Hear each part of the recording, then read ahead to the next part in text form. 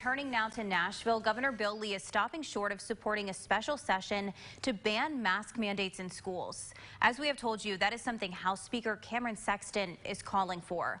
But the governor hasn't yet ruled out changing state law. As State Capitol reporter Gerald Harris explains, right now he's walking a tightrope of public safety and a push from legislative leaders in his own party. As more Tennessee kids are becoming infected with COVID-19, Governor Bill Lee is not supporting mask mandates. A parent knows best about their own individual child and what's best for them.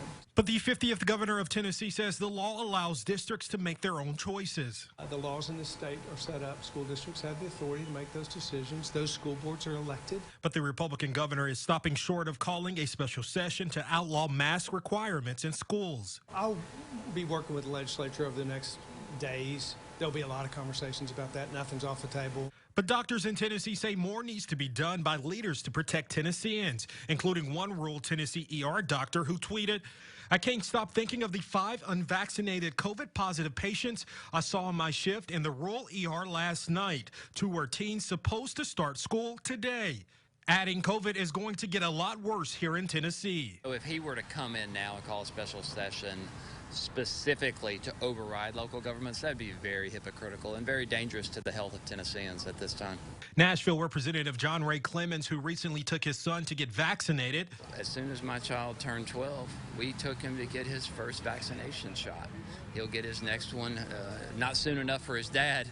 Says the rhetoric surrounding masks is not helpful. You hear a lot of threats, and all it is the politicization of the pandemic.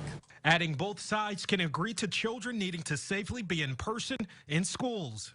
Being in class and learning in the schools is the best for our children. It's the most equitable way to educate our children and the most effective. I'm working every day to ensure that our children can stay in the classroom.